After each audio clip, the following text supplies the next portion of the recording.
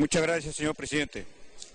Señor presidente, quiero iniciar mi exposición de este informe final aprobado por unanimidad en la sesión extraordinaria realizada el 17 de mayo último, expresado a nombre propio y en representación de mis colegas congresistas miembros de la comisión investigadora que me tocó presidir. Nuestro agradecimiento a usted por incluir en esta agenda el informe final presentado como resultado de las investigaciones realizadas sobre la reconstrucción y rehabilitación de las regiones de Ica, Huancavelica y Lima, afectadas por el terremoto del 15 de agosto de 2013. Señor presidente, esta es la primera vez que el Congreso de la República recoge las denuncias y quejas de los damnificados de un terremoto y conforma una comisión para que investigue, que se trabaja con el apoyo de profesionales de la Contraloría General de la República y que luego el informe final con las conclusiones y recomendaciones se somete a decisiones del Pleno para que adopte la mejor decisión. Y digo que es la primera vez porque durante la legislatura 2006-2011 también se hicieron investigaciones, pero los informes jamás fueron puestos en agenda del Pleno. Las conclusiones y recomendaciones nunca fueron debatidas y quedaron durmiendo el sueño de los justos. Entonces, miles de damnificados que esperaban justicia y respuestas no fueron atendidos, contribuyendo así a incrementarse la incredulidad y la desconfianza en el Congreso Nacional y en sus congresistas. Pero todo esto ha terminado, señor presidente. Hoy cambiamos la historia llena de impunidades, injusticias, postergaciones y engaños, porque hoy estamos presentando el informe final de las investigaciones y los damnificados de Huaytará, Huancavelica, Castrovirreina, Yauyos, Cañete, Ica, Pisco y Chincha sabrán que este Congreso, que se comprometió con ellos el jueves 8 de septiembre de 2011, se cumplió con investigar, caiga quien caiga, porque los sagrados intereses de los pueblos siempre deben estar por encima de cualquier interés personal o de grupo. El resultado de las investigaciones se pone a consideración de ustedes, señores congresistas. Ahora son ustedes el gran jurado que decidirá qué acción adoptar. Nosotros, en la comisión investigadora, hemos realizado el encargo de investigar y hemos entendido que se trata del derecho y la obligación que tenemos los congresistas y el Congreso de la República de realizar el control político. Sí, señor presidente, las investigaciones son el ejercicio del control político, acción que desarrollamos sobre todo el sector público en general. Incluye los 3 niveles de gobierno, organismos constitucionales y autónomos, cualquier entidad que maneje recursos públicos.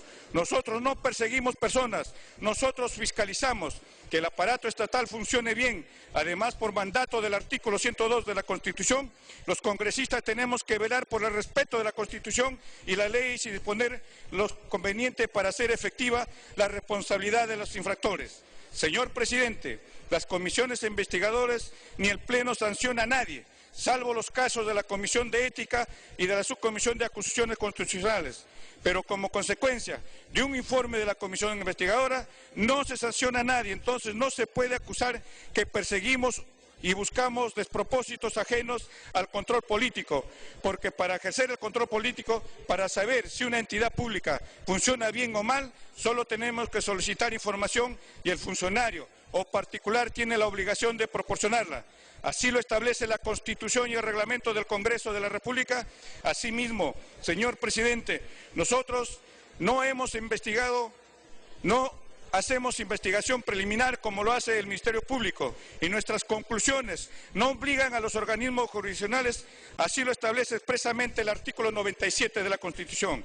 Señor presidente, ejercemos el control político, investigamos para informarle a ustedes, señores congresistas, para aproximarlos a hechos concretos, estableciendo las conclusiones, si todo esto está bien, si algo está mal, si todo está mal y qué hacer para mejorar y para esa labor eminentemente política actuamos con plena libertad, teniendo como única restricción el propio mandato del Pleno, quien indica que investigue. Dentro de este orden de ideas y conceptos que fluyen del texto de la Constitución y el reglamento del Congreso de la República, premisa que son el soporte legal de nuestra labor, aprobamos un plan de trabajo para cumplir el mandato del Pleno y establecer primero las razones por las cuales el Estado, en sus diversos niveles de gobierno, no ha logrado avances significativos en la reconstrucción y mejorar la calidad de vida de los damnificados. Segundo, las presuntas irregularidades y responsabilidades en que habrían incurrido autoridades y funcionarios públicos de nivel nacional, regional o local en la gestión de la reconstrucción de los daños ocasionados por el referido desastre natural y en el manejo de las donaciones nacionales e internacionales, así como los recursos asistenciales del Estado, derivándose al Ministerio Público para las acciones correspondientes. Tercero, recomendaciones y sugerencias al Poder Ejecutivo, Gobierno regional o locales y presupuestos normativos al Congreso Nacional que contribuyen a una efectiva y equitativa reconstrucción de la región.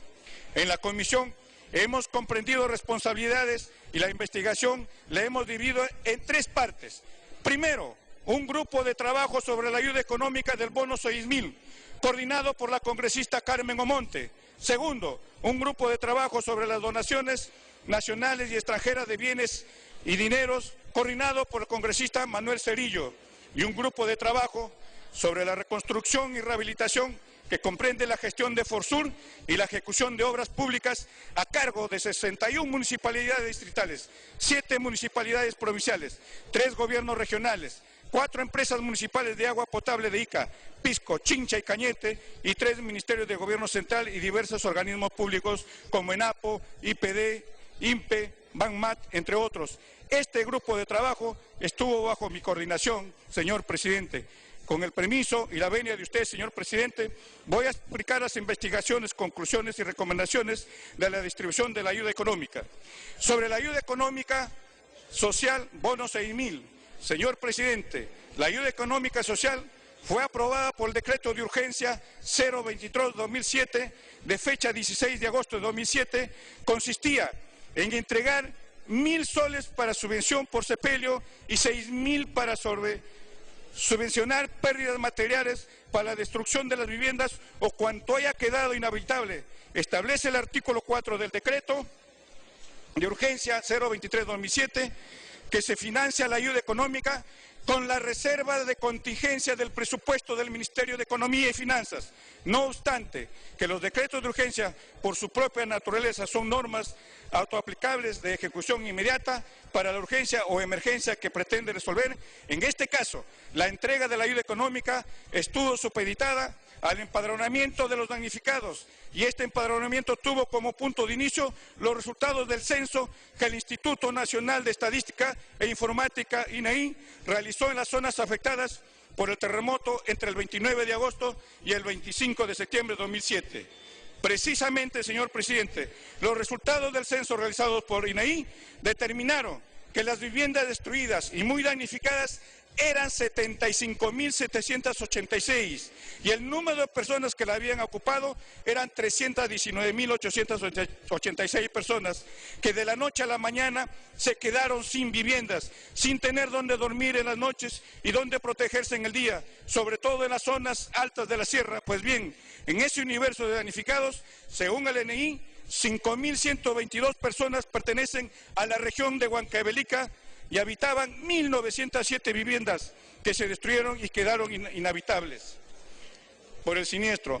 Esas personas que engloban niños, ancianos, jóvenes y adultos que tuvieron que sufrir la inclemencia del clima de la Sierra Alta, con temperaturas nocturnas por debajo de 0 grados, personas humildes a quienes la ayuda económica por pérdidas de materiales nunca les llegó, repito, nunca les llegó, porque hubo decisiones personales que le impidieron, porque al parecer se estaba coordinando con algunas ONGs para que construyan viviendas, como lo admite la ex ministra de Vivienda Nidia Chávez. En la sesión del directorio de Forsur del 27 de marzo de 2007, pero resulta que las ONGs nada tenían que hacer con la ayuda económica.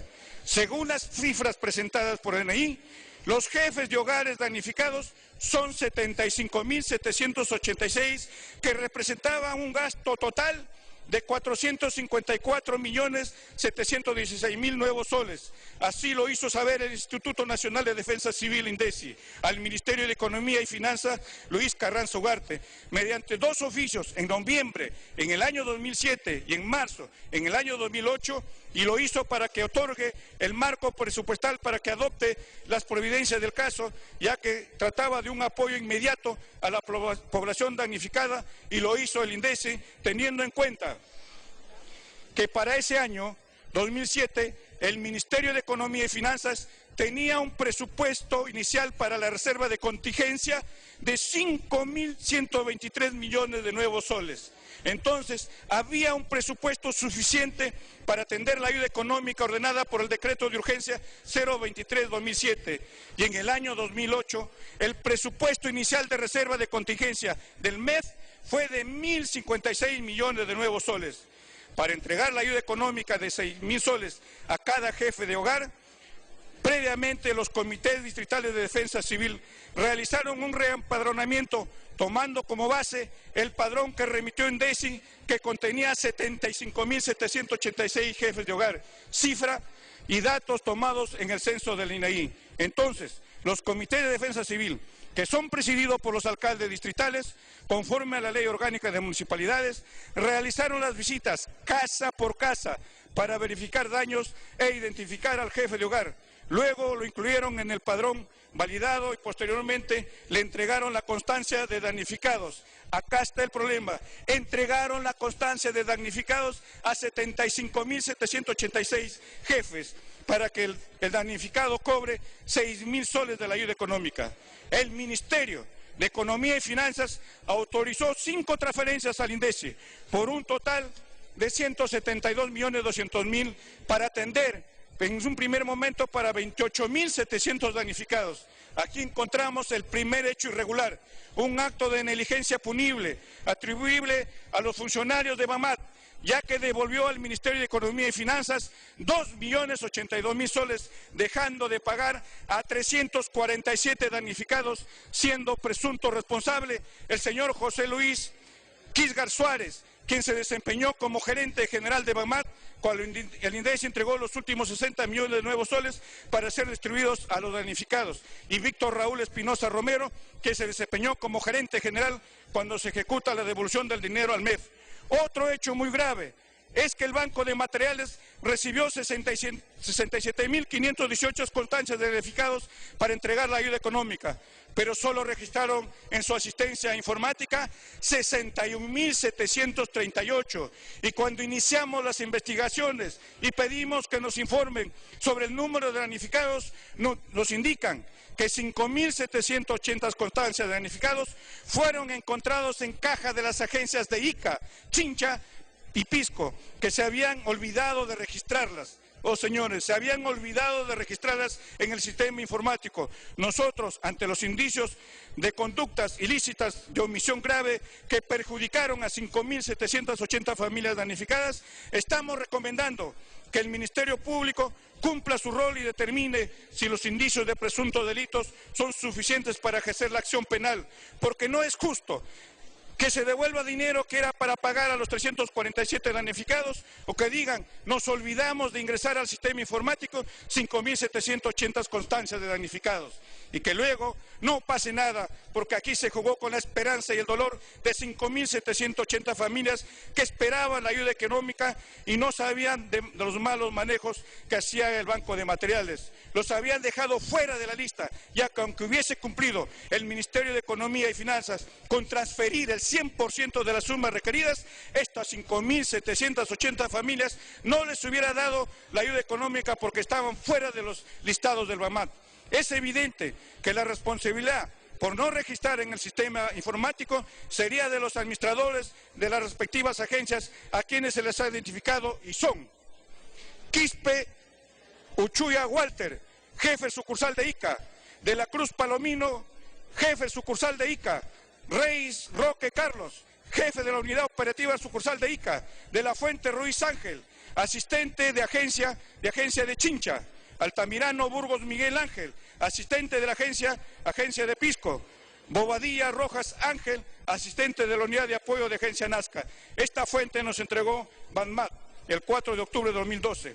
Pero también hubo malas acciones identificadas en los comités de defensa civil, ya que cuando se comenzó a pagar la ayuda económica, se denunció que los beneficiarios no eran precisamente damnificados, ya sean porque no habitaban en el lugar donde ocurrió el terremoto, porque sus viviendas no se dañaron, porque eran hermanos que tenían una misma dirección, según la información recibida por nosotros de la RENIEC. Y coincidentemente, muchos de estos supuestos damnificados eran parientes de los miembros del Comité Distrital de Defensa Civil. Se ha identificado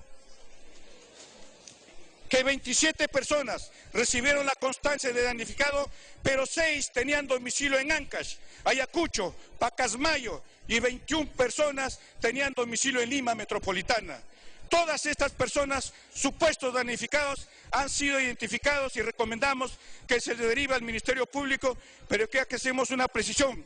El Comité Distrital de Defensa Civil es quien le otorgó la constancia de damnificado, y en cada pueblo las autoridades conocen a sus pobladores. Entonces, no podemos aceptar que hubo errores, que fueron sorprendidos, que fueron engañados, más aún cuando muchos de los supuestos damnificados son sus parientes. Por eso hemos considerado que aquí existirían indicios de presuntos ilícitos penales, de delito contra la fe pública, en la modalidad de falsedad ideológica, previsto en el artículo 428 del Código Penal, ya que la constancia de damnificado con la firma y sello del alcalde es un documento público en el que se introdujo información falsa, porque se atribuyó la condición de damnificado a quien no lo tendría. Entonces recomendamos que estos casos pasen al Ministerio Público para que investigue y ejerza la acción penal, porque aquí habrían concertado autoridades y supuestos damnificados para que el Estado les pague los 6.000 nuevos soles. Entonces los supuestos damnificados también habrían cometido delito de falsedad ideológica. Por eso, del documento falso, y se habrían beneficiado ilegalmente. Todos han sido identificados plenamente, y los alcaldes que expidieron las constancias irregularmente son los presuntos culpables. Alcalde José Alberto Navarro, Chincha Alta.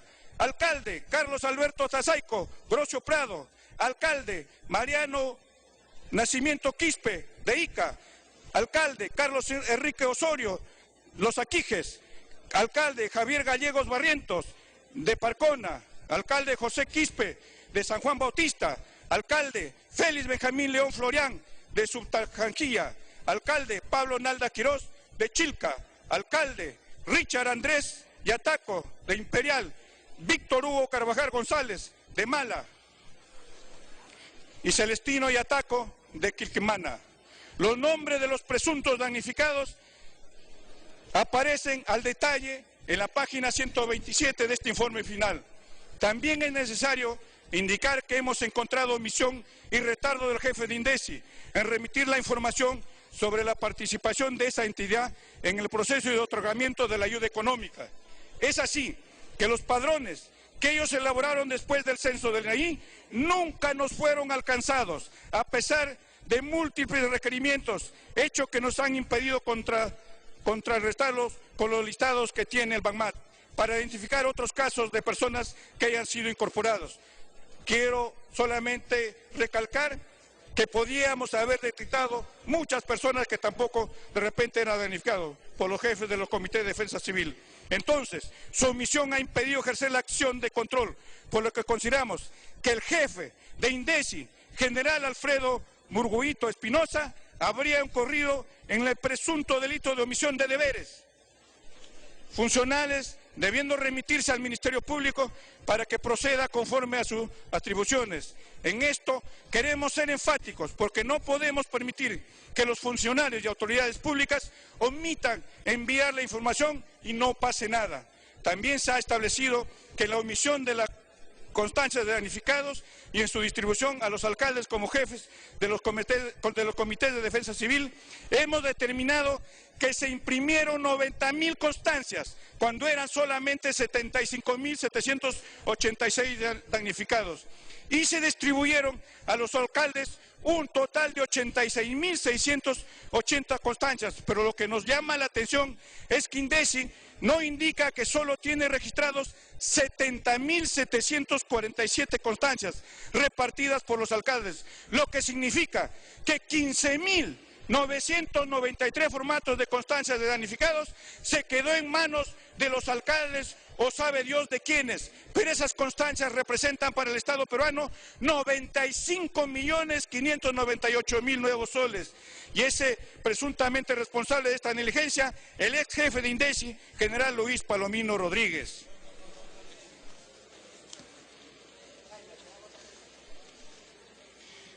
quien, considerando la fecha en que ocurrieron los hechos entre noviembre del año 2007 y en mayo de 2008, había prescrito las acciones penales por omisión de deberes funcionales, que tiene una pena máxima de 2 años. Entonces, hemos recomendado que este caso pase a la presidencia del Consejo de Ministros para que evalúe la presunta responsabilidad administrativa, que para efectos de la prescripción tiene un plazo de 1 año a partir de que el titular de la entidad o el funcionario competente para sancionar toma conocimiento de la falta administrativa.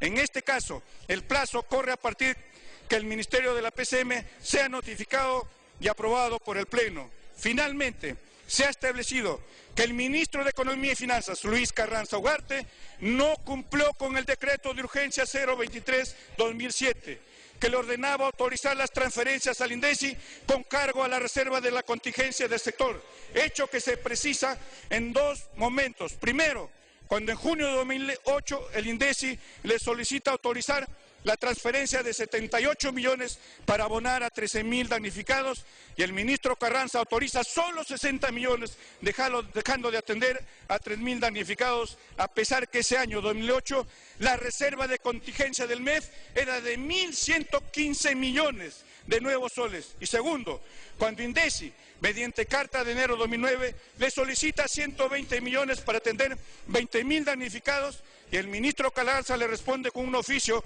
383-2009 que no es factible atender lo solicitado, argumentando que era un pedido nuevo, que no estaba presupuestado, que no se podía atender como crédito suplementario y que INDECI lo pague. Cuando vino el general de INDECI y le dijo, paga de tu dinero.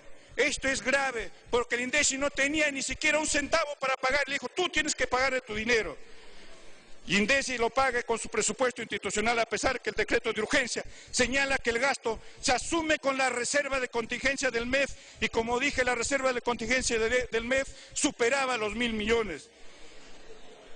Además, al revisar las actas de las sesiones del directorio del Forsur, encontramos que en la sesión del 27 de marzo de 2009, la entonces ministra de Vivienda, señora Nidia Vilches Yucra, también presidenta de Forsur, señala que se habían reunido en la PCM, que la Contraloría había reportado irregularidades, que la paralización de los bonos fue el año pasado a raíz de un escándalo que salió en los medios de comunicación, y que si bien el INDECI había pedido habilitar 20.000 bonos, eso se encuentra en stand-by, le dijo, porque el MEF no va a soltar un sol en tanto que no se verifique qué fue de cerca de los 30.000 que se han distribuido. Como se aprecia, el ministro de Economía era el señor Luis Carranza Ugarte, y la declaración de la entonces ministra de Vivienda demuestra plenamente que la suspensión del pago fue una acción de hecho, concertada o no con los demás miembros del gabinete. Fue una decisión unilateral y arbitraria que habría adoptado el ministro Luis Carranza Ugarte. Arbitraria digo porque no tiene sustento legal, porque un grupo de personas no se podía perjudicar a más de 39.000 familias que estaban desprotegidas por la pérdida de sus viviendas. Porque en un Estado constitucional de derecho no prima la voluntad de las personas, sino la ley. Nadie es más que la Constitución y la ley. Hoy en día vivimos en democracia, vivimos en un Estado constitucional de derecho, donde nadie se puede anteponer a la Constitución y el orden jurídico. Entonces, es inaceptable que un ministro de Estado decida qué ley cumple y qué ley no cumple, porque todos los ciudadanos están en la obligación de respetar, cumplir y defender la Constitución y el ordenamiento jurídico de la nación, y los funcionarios públicos están al servicio de la nación, y como es deber primordial del Estado garantizar la plena vigencia de los derechos humanos y proteger a la población de las amenazas contra su seguridad. Entonces resulta contrario a los fines y principios de la Constitución, y también ilícito que un ministro de Estado no cumpla la ley. Si nosotros, los congresistas y los altos funcionarios del Estado, no respetamos y cumplimos la ley, entonces, ¿qué ejemplo les vamos a dar a nuestros conciudadanos y a nuestros jóvenes y niños que buscan ejemplos a seguir? Porque queremos marcar una pauta de ponderación. El señor Luis Carranza Ugarte fue invitado con un pliego de preguntas para que nos informe, pero no vino. en otra fecha porque tenía asuntos particulares, pero tampoco envió sus respuestas por escrito. Quiero volver a la versión del ex ministra de Vivienda del 27 de marzo de 2009, donde dice que ante sospechas de malos manejos en el otorgamiento del bono 6.000, el MEF había decidido suspender el pago del bono. Entonces, más allá de la arbitrariedad que esa medida constituye, porque no tiene asidero legal, porque lo legal hubiese sido emitir un decreto supremo suspendiendo los pagos. Lo legal hubiese sido emitir un decreto supremo suspendiendo los pagos de la ayuda económica hasta que se verifique los 39.165 jefes de hogar pendientes de pagar. ¿Estaban correctos o no? Que se reitere a quienes no corresponda y que se incorpore a quienes sí eran damnificados, que se revise y denuncie a quienes se habrían cobrado indebidamente y a las autoridades que los entregaron indebidamente las constancias de damnificados. Así actúa el Estado, porque el Estado habla de a través de normas legales, no de acciones de hechos, por malas puritas y bien intencionadas, que fueron porque finalmente la ley se cumple. Pero analizando el tema de fondo, señor presidente, se deja entrever que la suspensión se hizo para cautelar el patrimonio del Estado, ya que las denuncias periodísticas describían irregularidades en su otorgamiento, pero esta motivación tampoco es cierta, ya que las personas que otorgaron la constancia de damnificados fueron los alcaldes distritales y provinciales como presidente de sus comités de defensa civil. Entonces, había un cuestionamiento de su conducta y se le atribuía malos manejos en la distribución de la ayuda económica. Sin embargo, ¿cómo se explica que Forsur, que en su directorio tenía un representante del MEF, que autorizaba ampliaciones de presupuesto para las obras que estaban ejecutando esos mismos alcaldes cuestionados, si se sospechaba que esos alcaldes habían cometido irregularidades y distribuir la ayuda económica y el MEF cautelaba los recursos públicos, debió oponerse a que manejen recursos de la reconstrucción, porque no pueden decir que son malos para distribuir el bono 6.000 y son buenos para administrar los recursos en la ejecución de obras de reconstrucción. Entonces, vemos que Forsur, con el FEF, les autorizaba sin objeciones ampliaciones de los presupuestos. Esas razones expuestas han sido los argumentos para una decisión adoptada por unanimidad en nuestra comisión de investigación. Hemos recomendado que se formule denuncia constitucional contra el señor Luis Carranza Ugarte por presunta infracción a la Constitución, hecho que habría incurrido al impedir que el Estado cumpla con su deber de asistir a la población damnificada, ya que se negó a aceptar y cumplir el decreto de urgencia 023/2007 que le ordenaba pagar la ayuda con la reserva de la contingencia del MEF.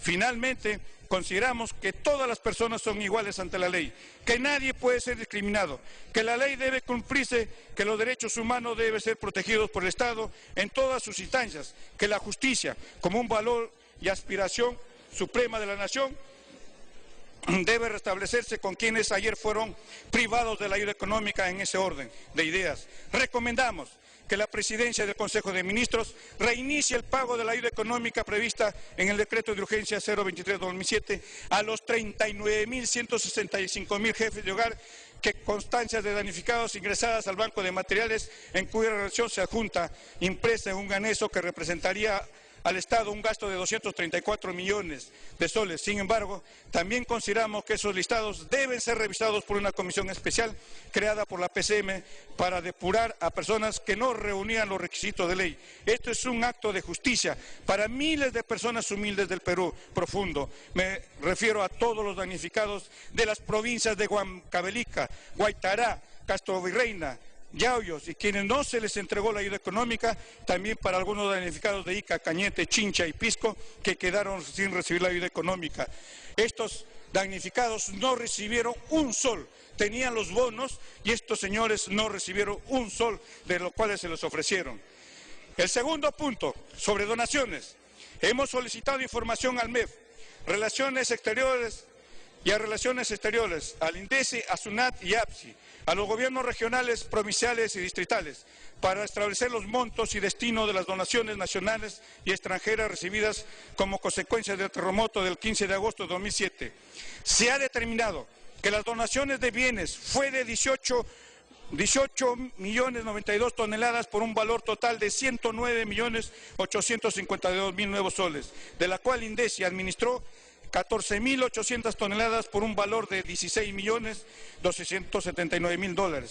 Las ONGs administraron 1.448 toneladas de donaciones por un valor de $10.857.000. Sobre esta información debo indicar que las ONGs canalizaron la ayuda a través de APSI, organismo que tiene dentro de sus funciones la supervisión y fiscalización de las ONGs. Sin embargo, cuando revisamos su labor de control, encontramos que fiscalizaron 2 ONGs de las que recibieron ayuda humanitaria por el terremoto y que a una le encontraron que las donaciones las habían repartido en Ancón y en Lima, y otra tenía inconsistencias de declaraciones juradas. En ambos casos, las sanciones, pero cuando requerimos, se habían ampliado la fiscalización a otras ONGs, no responden que eso obedece a programaciones anuales y que no se consideró a otras ONGs ante un hecho evidente de mala distribución de la ayuda humanitaria. APSI debió fiscalizar otras ONGs y al no hacerlo omitió su deber de cautelar el patrimonio del Estado, ya que las donaciones tenían exoneraciones y beneficios tributarios debido a que eran para las zonas del desastre, pero si la distribución realiza en otro lugar o distinto, es obvio que esa mercadería debe tributar. Entonces, no solo se cumplió la voluntad del donante, sino que se deja de pagar tributos al Estado. Y al no cumplir sus obligaciones de fiscalizar, consideramos que el titular de APSI, Carlos Pando Sánchez, es presunto responsable del delito de omisión de deberes funcionales y debe remitirse esta parte de la investigación al Ministerio Público para que ejerza sus atribuciones y competencias conforme a la Constitución, sin perjuicio de esto, señor presidente. También recomendamos que el ministro de Relaciones Exteriores, al que está adscrito a APSI, ordene fiscalizar las ONGs que administraron donaciones por el sismo del 15 de agosto de 2007. También hemos encontrado inconsistencias en la administración de donaciones a cargo de INDECI, ya que reporta un total de 14.146 toneladas recibidas y rinde cuentas por 12.809 toneladas distribuidas, con un faltante de 1.336 toneladas, hecho que configuraría la existencia de peculado de uso, porque no podemos aceptar que desaparezcan 1.336 toneladas de donaciones de bienes y que se nieguen a informar a la Comisión Investigadora que actúa en representación del Parlamento Nacional, siendo el presunto actor responsable quien dirigió la institución. Nos referimos al ex jefe de INDECI, general Felipe Palomino Rodríguez. Ante estos indicios, señor presidente, recomendamos que se remita a este extremo de investigación al Ministerio Público para que proceda conforme a sus atribuciones y competencias. Asimismo, en este capítulo hemos incluido la donación realizada por el Congreso de la República al proyecto habitacional MAFRE Congreso de la República, que debió beneficiar a 304 familias damnificadas del terremoto. Estas viviendas no se donaban, se sorteaban entre los damnificados, pero que debían calificar un crédito para que luego paguen el crédito cubriendo el Estado una parte del precio. Hemos encontrado que en la calificación de damnificados a cargo del Banco de Materiales se adjudicó las viviendas a personas que no calificaban como damnificados, a 5 hermanos que habitaban un mismo inmueble cuando ocurrió el desastre, a 15 personas que no tenían empleo cuando postularon, a 6 personas que no acreditaron no tener vivienda y no existe constancia de visita al domicilio de los postores, como consecuencia de nuestras investigaciones. 9 personas a quienes se les había adjudicado irregular la vivienda renunciaron y las devolvieron porque ellos mismos tuvieron miedo del escándalo. Un proceso irregular, señor presidente, con indicios de ilícito penal, frente al cual recomendamos que los funcionarios que realizaron la calificación, el señor Víctor Espinosa Romero, gerente de inversiones y colocaciones de BAMAT, y la señora Juliana Carvajal Zárate, jefe de la sucursal de Pisco, pasen al Ministerio Público porque serían presuntos autores de delito de falsedad ideológica al establecer en un documento público la condición de damnificados apto a quien no los tendría, sin perjuicio de lo anterior. También recomendamos que el Ministerio de Vivienda, Construcción y Saneamiento revise todo el proceso de adjudicación de los 304 viviendas, dando cuenta al Congreso de la República de los resultados, ya que no podemos dejar de consumar actos irregulares decretados por nuestra comisión.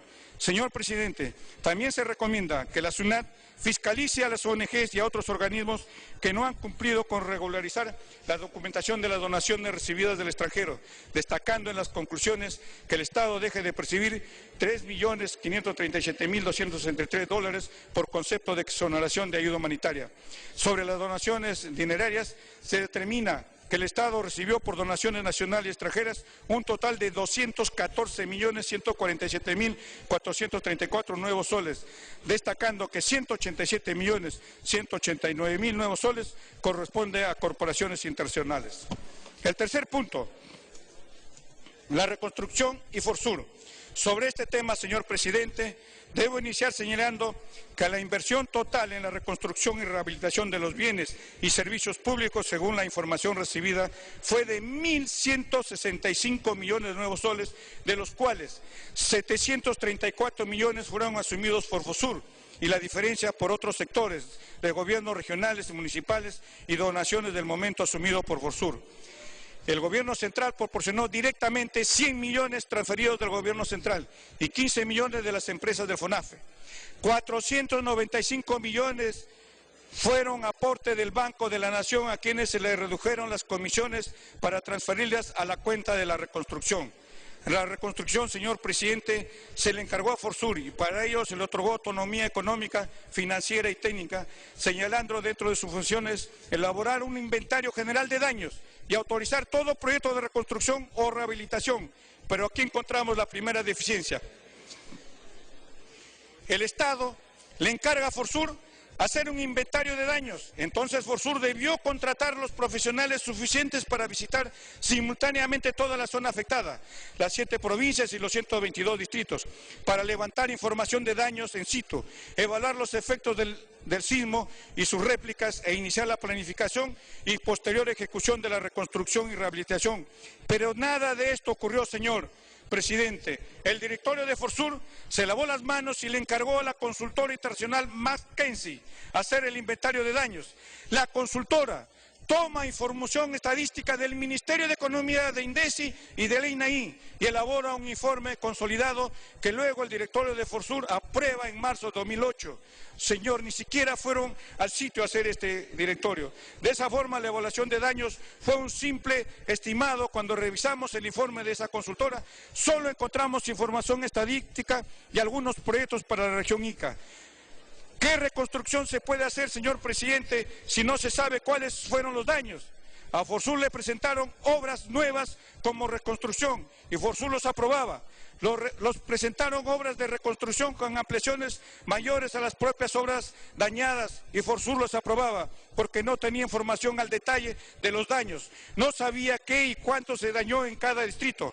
Podían llevarle el proyecto de una obra que no se dañó y Forsur los aprobaba. Esa fue la reconstrucción. Así la dirigió Forsur y si no tenía un inventario de lo que se dañó, ¿cómo cuantifica? ¿Cómo planifica? ¿Cómo hace el presupuesto? Acá se manejó con improvisación, señor presidente, tal vez con el entusiasmo de algunas autoridades y de algunos representantes del sector privado, pero así no se hacen las cosas en el siglo XXI. Quienes manejaron Forsur no hicieron su trabajo ni utilizaron programas de ingeniería para hacer levantamiento de daños o consolidar los proyectos que iban a priorizarse, que iban otorgando conformidad. Por eso aparecen obras con superposición de metas, como las 9 obras de saneamiento ejecutadas en Pisco, donde las metas se superponían en obras ya ejecutadas. Eso quiere decir que ya había obras hechas y presentaban proyectos y se sobreponían estos proyectos, pero que Forsur no detectó cuando dio la conformidad, a pesar que su función era revisar al detalle. Pero no todo es culpa de Forsur, señor presidente. También encontramos un ministro de Economía jugando a las finanzas con la plata de la reconstrucción. Sí, así como lo escuchan, señores congresistas, jugando con las finanzas, porque eso es lo que hizo el ministro Luis Carranzo Ugarte cuando el 20 de febrero del 2008 deposita 150 millones de nuevos soles de la cuenta del Fondo para la Reconstrucción a plazo fijo. Y el 8 de mayo de 2008 deposita otros 200 millones de nuevos soles a plazo fijo. Como se aprecia, ¿cómo se iba a dar el dinero cuando se les pedía si estaban a plazo fijo? Seguramente lo hizo para ganar alguito de intereses. ¿A dónde fueron los intereses o comisiones? No informaron. pero para eso se creó el Fondo de la Reconstrucción. Acá no informaron a dónde fueron de repente esas ganancias. Lo grave es que entre el 1 de julio de 2008 y el 28 de febrero de 2009, es decir, durante 7 meses, el MEF no transfirió recursos a las unidades ejecutoras, a pesar que la PCM le reiteraba una y otra vez el pedido. Eso fue como un sabotaje al proceso de reconstrucción, acción que se une a otras decisiones adoptadas por el mismo Ministerio del Estado, de no pagar la ayuda humanitaria de la reserva de contingencia. Todo es más grave cuando un representante del MEF integraba el directorio de Forsur y debió ser un facilitador para que las transferencias se hagan rápido. Pero eso no ocurrió, señor presidente. El representante del MEF podía observar que los inexpertos profesionales de Forsur se equivocaban, pero no les advertía nada. Y cuando reclamaba a Forsur de que no autorizaba las transferencias, el MEF, entonces el representante explicaba los errores en que habían incurrido.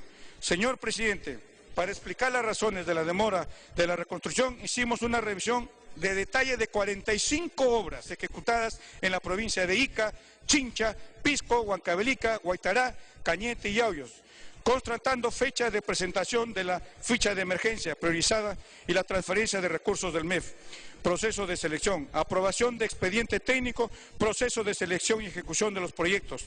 Dentro de ese examen observamos que la presentación de la ficha de emergencia demoró un promedio de 1 año, la aprobación y priorización por Forsur, y demoró 7.3 meses la transferencia del MEF. Demoraron 9.8 meses la convocatoria y proceso de selección. Y el proceso de elección demoró 4.9 meses, el inicio de la obra 1.8 meses y la ejecución de la obra 9.3 meses. En total se utilizó 1.350 días como promedio desde que ocurrió el desastre hasta que se entregaron las obras. Entonces son muchos los factores que determinaron el retraso de la reconstrucción, sin considerar la inexperiencia de algunas unidades ejecutoras, hecho que debe tenerse en cuenta en eventualidades futuras, ya que si los gobiernos locales y regionales no tienen capacidad de gasto, es muy improbable que lo tengan cuando ocurra un desastre natural de gran magnitud. Señor presidente, la información acopiada señala que los proyectos priorizados por Forsur fueron 1.070, de los cuales se atendió 911 proyectos entre culminados en ejecución, con una inversión total de 1.165.300.000 soles, de nuevos soles, de los cuales Forsur aportó 734.210.000 y 431.090.000 de los sectores públicos, de los gobiernos regionales, locales y fuentes cooperantes, cuando se creó esta comisión investigadora en el pleno de septiembre del 2011. Habían transcurrido 4 años del terremoto y los informes trimestrales de Forsur indicaban que habían 295 proyectos en ejecución por un valor de 625 millones de nuevos soles. Pero de esos 295 proyectos, 48 correspondían a saneamiento por un valor de 129 millones de nuevos soles. Entonces nos preguntamos, ¿qué pasó? Si el primer paso para una reconstrucción por un sismo de gran intensidad es la ayuda humanitaria, después es remover escombros y ejecutar las obras de saneamiento, luego vienen pistas, veredas y después viviendas. Entonces, ¿cómo se explica que 4 años después del terremoto se están reconstruyendo 48 obras de saneamiento cuando sabemos que esas obras se ejecutan en 3 o 4 meses como máximo? Todo lo que era saneamiento debió terminarse en el año 2008 porque hubo recursos económicos suficientes, hubo dinero de cooperación internacional, justamente para proyectos de saneamiento. Entonces, el que nos digan que había 48 obras de saneamiento en ejecución por una inversión de 129 millones de nuevos soles, ya era una clarinda de alerta que algo estaba mal. Entonces, señor presidente, hemos investigado una parte del todo, porque al final fueron 911 obras priorizadas por Forsur y en ejecución, siendo materialmente imposible evaluar toda la cantidad de obras necesariamente. La falta de profesionales especializados dentro de esta labor. Hemos revisado 36 proyectos, en 32 hemos encontrado irregularidades como paso a describir.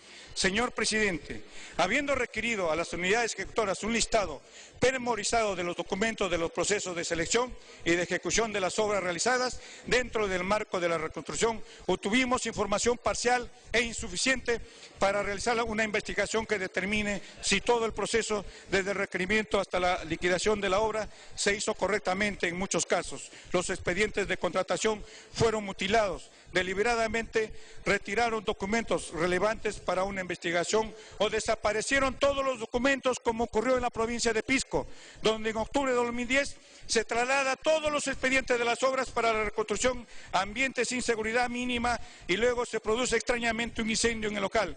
Se simula una investigación en el Ministerio Público y después de un año se archiva el caso, sin que presente queja de derecho la Municipalidad Provincial de Pisco. En otros casos, señor presidente, los alcaldes exhiben la entrega de cargos suscrita con su antecesor y señalan que no les entregaron los documentos de las obras, que ahí no figura que no saben quién hizo la obra. 7 alcaldes fueron intervenidos y capturados y trasladados ante la comisión investigadora ordenado por el juez penal. 7 alcaldes que no querían darnos la información, tuvimos que recurrir a esta normalidad. Pedido nuestro porque no cumplía con entregar la información. Luego se comprometieron a cumplir y tampoco lo hicieron. Su inconducta no solo constituye una falta administrativa funcional, sino que además está calificada como delito de omisión de deberes funcionales en el artículo 377 del Código Penal. Igual ocurrió con otros organismos públicos, como por ejemplo el jefe de ONIF, Jimmy La Rosa Tom, que ante nuestro requerimiento de documentos del proceso de selección y ejecución de 20 colegios, no entregó ningún caso completo. En promedio entregó el 30% del total de las informaciones y en 3 colegios que se pudo hacer la revisión de sus procesos encontramos direccionamiento para hacer ganar a determinado postor sobre valorización de los precios unitarios del presupuesto de la obra y en un caso colusión con el postor para defraudar al Estado en beneficio del contratista. Entonces, no proporcionar la información es indicio de presunto delito de encubrimiento real tipificado en el artículo 405 del Código Penal porque se está ocultando información que presuntos hechos delictivos en agravio del Estado. Señor presidente, otros funcionarios o autoridades no entregaron la información completa o lo hicieron días antes del cierre del plazo para las investigaciones otorgado por el Pleno. Todos los hechos mencionados entorpecieron nuestro trabajo. Perdimos 8 meses en recoleccionar la información. Se pudo investigar mucho más, pero ya explicamos las causas del retraso. Principales irregularidades y presuntos ilícitos penales encontrados en la ejecución de obras públicas de la reconstrucción. Postores que presentaron documentos falsificados para acreditar las experiencias de sus profesionales o de sus empresas. Para ese fin, falsificaron firmas, consignaron hechos inexistentes, suplantaron al representante legal de alguna empresa, simularon ejecutar obras que no hicieron, como se puede observar en los documentos que nos alcanzaron. Postores que presentaron como residente de obra a profesionales que tenían contratos de residencia de obra en varias regiones por simultáneo. O sea, varios residentes tenían las mismas obras en simultáneo en distintas regiones. Postores que no acreditaron experiencia en obras similares, pero el Comité Especial le calificó la propuesta técnica, le asignó el máximo puntaje para adjudicar la obra. Postores que fueron invitados sin tener la capacidad de construcción para cumplir con la formalidad de 3 postores, dejando un solo postor a quien le adjudicaban la obra. Postores que presentaron compromisos de alquiler de maquinaria con la firma falsificada del representante legal de la empresa, que supuestamente alquilaría la maquinaria o con la firma y sello de personas que no eran representantes legales. Comités especiales que reducían el requerimiento mínimo de maquinaria y equipos para reducir costos, como se aprecia del requerimiento formulado por el Comité Especial de Forsur, que disminuye el requerimiento que figura en el expediente técnico, favoreciendo a la empresa que reduce los gastos. Este hecho es mucho más grave de lo que aparente, ya que Forsur dio conformidad al expediente técnico que antes había sido aprobado por Emapisco, y en esa etapa debió percatarse que los equipos presupuestados eran innecesarios, como por ejemplo una retroexcavadora de oruga para zanjas de 1.5 metros de profundidad, que tiene un costo mucho mayor a una retroexcavadora de llantas, y lo grave está en que los funcionarios de Forsur sabían que esa maquinaria innecesaria subía el costo del presupuesto, pero cuando ellos ejecutan la obra, de inmediato cambian el requerimiento y piden retroexcavadora de llantas. ¿Quién se beneficia con ese cambio? El contratista. Cuando les preguntamos cuál fue el criterio para ese cambio, dijeron que era uniformizar los pedidos. En la etapa de ejecución hemos encontrado expedientes técnicos con partidas del presupuesto de obra sobrevalorado, expedientes técnicos con metas reducidas, como el caso de la obra de saneamiento de La Tinguiña, Ica, donde se dejó de prever de servicio de saneamiento a 5 centros poblados. Expedientes técnicos que al elaborarse incrementaba el presupuesto de inversión, a pesar de haberse adjudicado como concurso oferta, en un principio no admite cambio el valor adjudicado. Se otorgaba plazos adicionales sin justificar, como los 499 días de ampliación de plazos que se otorgó para la reconstrucción del hospital de Ica. Se aprobaban expedientes adicionales sin sustento técnico, como los casos de las obras de amarraderos, que tuvo 9 expedientes adicionales, o del hospital de Ica, que tuvo 7 adicionales. En ambos casos, los adicionales en total no superaban el 15% para no pasar a la Contraloría General de la República, pero al revisar los expedientes adicionales se determina que algunos corresponden a obras nuevas.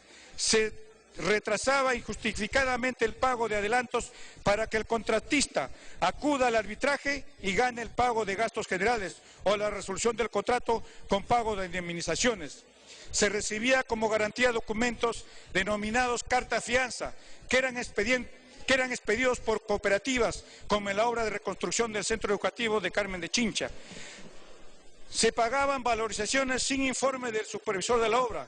En otros casos se hizo el pago, pero no existe la valorización donde se pagó el 100% de la obra y se ejecutó el 70%. Y luego el contratista abandonó la obra, como ocurrió en la construcción del Centro Educativo del Carmen de Chincha.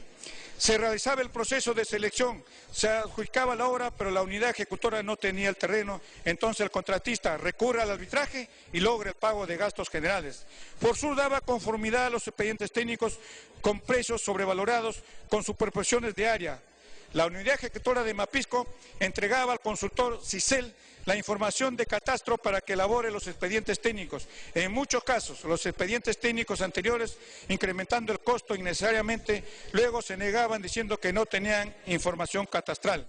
Comités especiales que pedían al titular del pliego que diga qué empresas fue seleccionada para invitarla. Aquí me detengo, señor presidente, porque este caso es en un extremo de corrupción.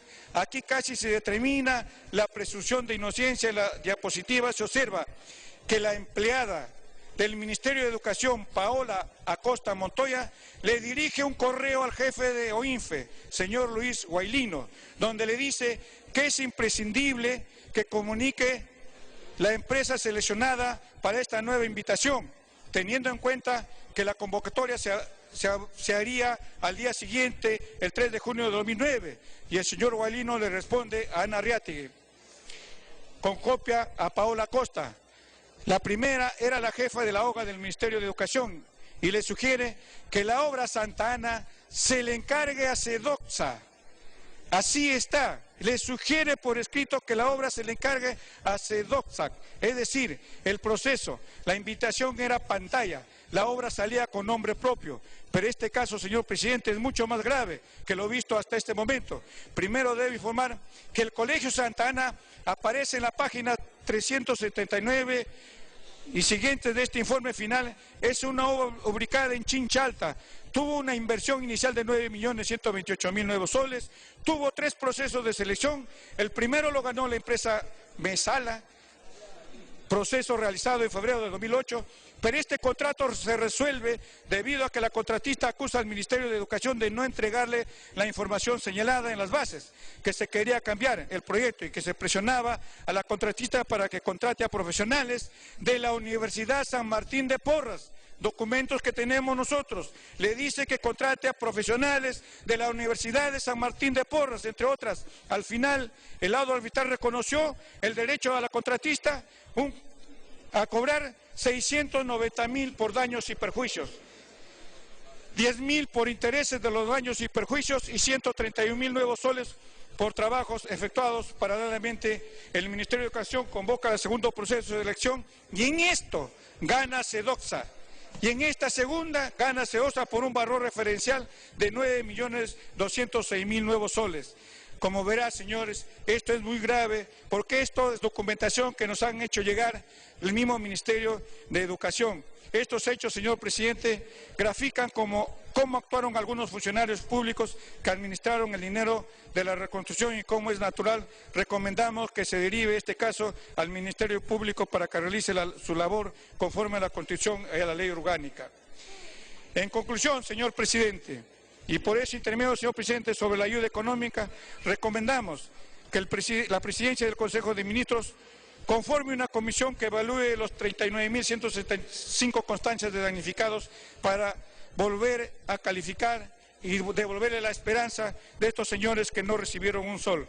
Señor presidente, creo que hemos actuado nosotros, los 7 representantes del Congreso de distintos partidos políticos, con absoluta transparencia. Hemos querido demostrar que con solamente tener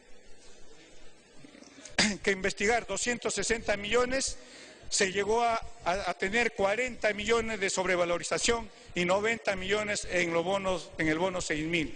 Es por eso, señor presidente, que recomendamos al Pleno del Congreso y pedimos disculpas al pueblo de Ica, Pisco, provincias de Lima, por no haber dado de repente muy rápido estas conclusiones. Podemos haber hecho mucho más, señor presidente, pero en realidad los que tienen la información no lo hicieron a tiempo. Hubiésemos querido hacer mucho más. Sé que muchas obras o muchos presuntos responsables de estas irregularidades van a quedar impunes. Por eso quiero agradecer la confianza de todo el Pleno y espero ya está en sus manos aprobarla o desaprobarla a ustedes. Muchas gracias, señor presidente.